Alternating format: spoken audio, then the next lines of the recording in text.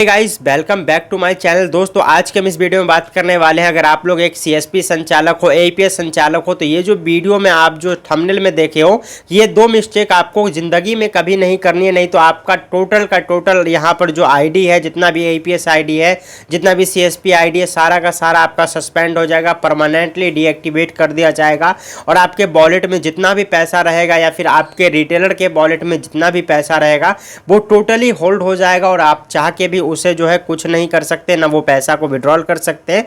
आपका permanent ID disable कर दिया जाएगा। अगर ये एक मिस्टेक या दो मिस्टेक को अगर आप लोग करते हैं तो ये बहुत ही अहम जानकारी। अगर आपको ये वीडियो पसंद आए तो इस वीडियो को लाइक करिएगा। और दोस्तों अगर आपको लगे कि मैं आपको पागल बना रहा हूं या फिर आपको गलत न्यूज़ दे रहा हूं तो आप लोग मुझे कॉमेंट्स में जो है जो मर्जी चाहे वो बोल सकते हैं। अगर आपको ये वीडियो पसंद आए तो एक प्यारा सा कॉमेंट्स करके और इस वीडियो को लाइक करके चैनल को सब्सक्राइब करके बेल आइकन कॉल पे प्रेस करिएगा। चलिए हम जानते हैं वो कौन सी ऐसी अपडेट है जो सीएसपी और एईपीएस संचालक दोनों को नहीं करनी चाहिए और क्या जो है यहाँ पर आपको यहाँ पर डिसएडवांटेज होने वाला और क्या आपको नुकसान झेलना पड़ेगा, ये सभी चीजें हम डिस्कस करेंगे। चलिए इस वीडियो को स्टार्ट करते हैं। गाइस ये जो यहाँ पर अपडेट है ये मेरा पर्सनली एक्सपीरियंस है, मेरे जो टीम में लोग काम करते हैं ना उनका ही पर्सनल एक्सपीरियंस है।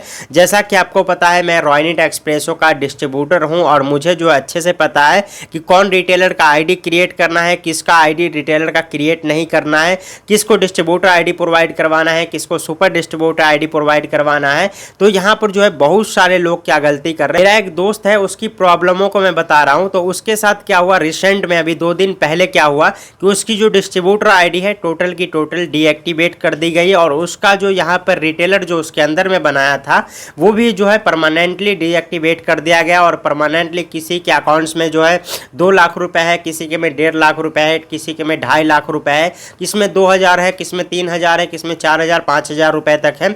इस तरीके का अमाउंट्स रिटेलर का फंसा हुआ था और जो डिस्ट्रीब्यूटर आईडी मेरे दोस्त ने यहाँ पर जो डिस्ट्रीब्यूटर आईडी लिया था वो भी डीएक्टिवेट हो चुका है उसका।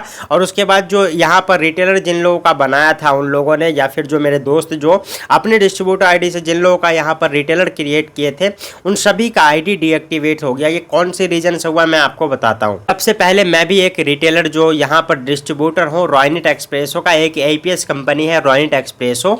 अब हम बताते हैं मैंने क्या यहाँ पर जो है प्रॉब्लम फेस की है। पहली बार जब मैं इसका डिस्ट्रीब्यूटर बना था तो मैं जो है एक दूसरी कंपनी से डिस्ट्रीब्यूटर था, ठीक है।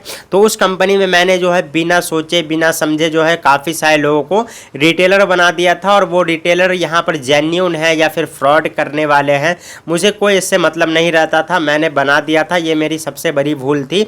उसके बाद क्या हुआ कि मेरा जो है आईडी को जो पुराना एईपीएस से मैं जुड़ के काम कर रहा था मेरे आईडी को डीएक्टिवेट कर दिया गया। उसके बाद से मेरे रिटेलर को जो है टोटली रिटेलर को डीएक्टिवेट कर दिया गया और यही सेम प्रॉब्लम अभी 2-3 दिन पहले मेरे दोस्तों को फेस करनी पड़ी है जो मेरे टीम में है, जो मेरे लोग से जुड़े हुए हैं।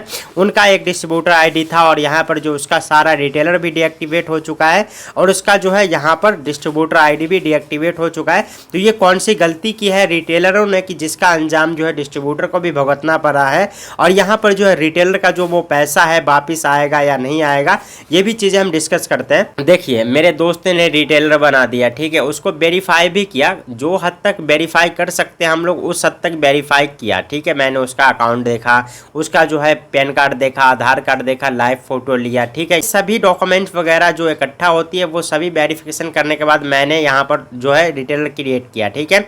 अब वो क्या किया कि दोस्तों आपको मैं बताता हूँ। देखिए अब जो है यहाँ पर अगर आप लोग एईपीएस संचालक है तो एईपीएस संचालक हैं तो आप लोग एक चीज का ध्यान दीजिएगा। अगर आप लोग कोई भी आईडी लेते हैं तो आप लोग जो है मान लीजिए कि यहाँ पर जिस एरिया में आप आईडी ले रहे हैं उसी एरिया में आपको काम करना है, ठीक है। ये नहीं कि आप जो है यहाँ पर बिहार की आईडी ले लिए हैं बिहार के डॉक्यूमेंट से और मुंबई में जाके काम कर रहे हैं, तो ये गलती आपको नहीं करना है। या फिर आपको एरिया भी चेंज नहीं करना। अगर आप लोग एरिया चेंज करते हो तो सबसे पहले अपने डिस्ट्रीब्यूटर को इन्फॉर्म करो, वो जो है कंपनी को इन्फॉर्म करेगा। जो टर्म्स एंड कंडीशन होती है यहाँ पर जो है शॉप का एड्रेस में यहाँ पर जो है वेरीफाई होता है, फिर उसका जो एड्रेस प्रूफ लगाया जाता है उसके अकॉर्डिंग कंपनी आपको दूसरे एरिया में जो है अथॉरिटी देती है काम करने की, ठीक है। क्या हुआ कि यहाँ पर काफ़ी सारे जो रिटेलर है मेरे दोस्त के, उनका जो रिटेलर है वो सब क्या किया कि जो है एक एरिया से दूसरे एरिया में जाके काम करने लगा। तो उसका पश्चात क्या हुआ कि यहाँ पर जो है उन सभी का आईडी डीएक्टिवेट कर दिया गया। कंपनी को ऐसा लगा कि ये जो बंदा है, ये जो रिटेलर है, ये फ्रॉड करने की कोशिश कर रहा है, कभी इस लोकेशन पे पैसा निकाल रहा है, कभी दूसरे लोकेशन पे पैसा निकाल रहा है, डॉक्यूमेंट इसका बिहार का है, ये जो है मुंबई में पैसा निकाल रहा है।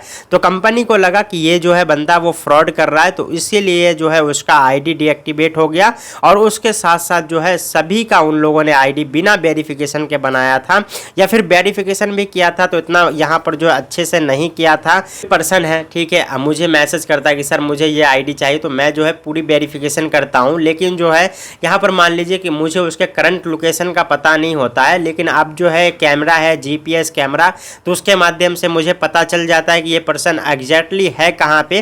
तो अब जो है मैं वेरिफिकेशन करके मैं किसी का भी आईडी आप क्रिएट करता हूँ। अब आपको बताते हैं कि दो गलती आप कौन सी नहीं करना है। मैं आपको बताता हूँ कि आप वो दो कौन सी ऐसी गलती है जो आपको बिल्कुल भी नहीं करना है। ये दो गलती है दोस्तों। सबसे पहला, आप जिस एरिया की आईडी लिए हो, मान लो कि आपका जो है यहाँ पर डिस्ट्रिक्ट है समस्तीपुर और आपका जो एरिया है, जो पिन कोड है, आपका जो एड्रेस वगैरह है आधार कार्ड पे, उस पे जो है आपको काम करना है, ठीक है। दूसरा एड्रेस या दूसरे पिन कोड में आपको जाकर काम बिल्कुल भी नहीं करना है, नहीं तो कंपनी के दायरे में आओगे और रिस्ट्रिक्शन लगा देगी फ्रॉडेंटल ट्रांजैक्शन वगैरह का, और आपका जो आईडी है वो परमानेंट डिसेबल हो जाएगा।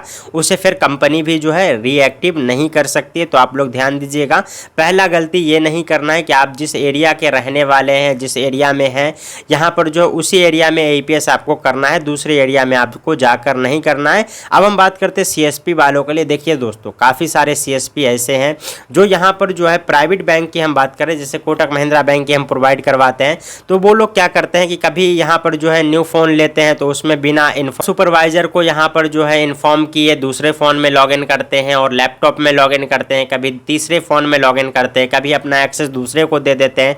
तो ऐसा भी आपको नहीं करना। आप याद रखो कि आपका जो बैंक है वो आपके आईपी एड्रेस को ट्रैक कर रहा है। आप एईपीएस की आईडी यूज़ कर रहे हो या सीएसपी की, तो आईपी एड्रेस आपका ट्रैक होता रहता है। जैसे आपका डिवाइस चेंज होता है, जैसे आपका एरिया चेंज होता है, तो कंपनी को ऑलरेडी पता चल जाता है। आपको जैसे कंपनी को लगता है कि आप फ्रॉड करने की कोशिश कर रहे हो या फिर आपने इन्फॉर्म नहीं किया, तो वैसे ही आपका आईडी जो है परमानेंट डिसेबल कर दी जाती है। और आईडी में आपका जितना अमाउंट रहता है वो कभी भी आप ज़िंदगी में नहीं निकाल सकते, चाहे आप कहीं भी कंप्लेन कर लो, ना उसे एक्टिवेट किया जाएगा, ना उस मनी को आप विड्रॉल कर सकते हो। तो ये चीज़ें आप ध्यान दो।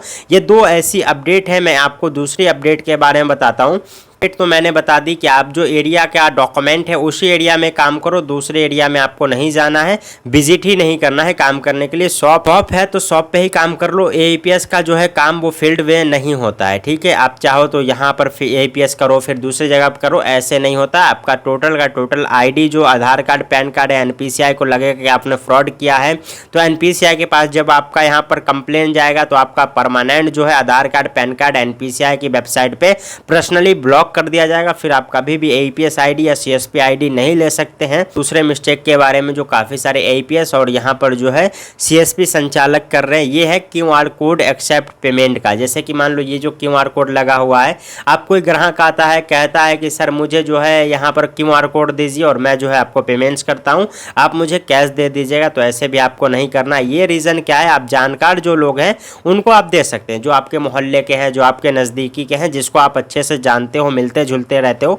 उसको अगर नीड है और वो क्यूआर कोड पे पैसा मंगवाता है तो आप उसे दे दो। उसको जो है देने में कोई हर्ज नहीं। लेकिन आपको अननोन पर्सन कोई कहता है कि सर मुझे जो है पैसा कहीं से मंगवाना है, आप अपना क्यूआर कोड दीजिए, मैं उस पर मंगवा देता हूँ, अपना चार्ज जो है कैश दे देना। तो ऐसी गलती आपको भी बिल्कुल भी नहीं करनी। अब मैं बताता हूँ, यहाँ पर ये सोच रहे होंगे आप लोग कि क्यूआर कोड पे मुझे पैसा कोई यहाँ पर भेजा, मैंने उसे निकाल कर दे दिया, इसमें क्या हर्ज है। तो आपको मैं बताता हूँ, एनपीसीआई जो है एक वेबसाइट है, उसका एनपीसीआई का वेबसाइट है जिस पे यूपीआई कंप्लेन होता है। फ्रॉड करने वाले लोग क्या करते हैं कि आपका जो है दूसरे पर्सन से आपके क्यूआर कोड पे पेमेंट्स को मंगवाते हैं, एनपीसीआई की वेबसाइट पे जाते हैं, फिर वहां पर जाकर कंप्लेन कर देते हैं कि सर ये पर्सन के अकाउंट्स में जो है मेरा गलती से इस क्यूआर कोड पे मैं दूसरे पे भेज रहा था, इस पे चला गया, मेरा पैसा मुझे रिफंड किया जाए।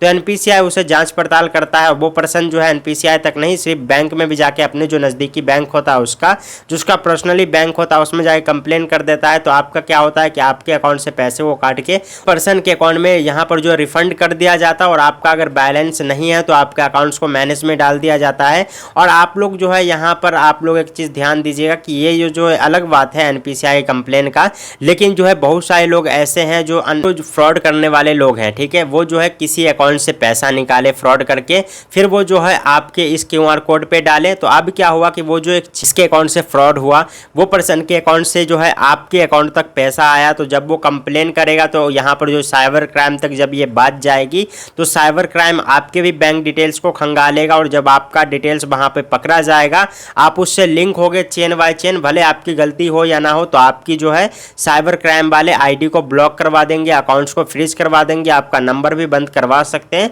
तो आप लोग ये जो है 2 अपडेट जो है आपके लिए बहुत ही महत्वपूर्ण थी। आप लोग आपका जो एरिया है उस एरिया से दूसरी जगह पे जाके काम कर रहे हैं तो काम करना बंद कर दीजिए। आप लोग उसी एरिया में काम करिए जहां पर आपने आईडी लिया है, जहां का डॉक्यूमेंट है।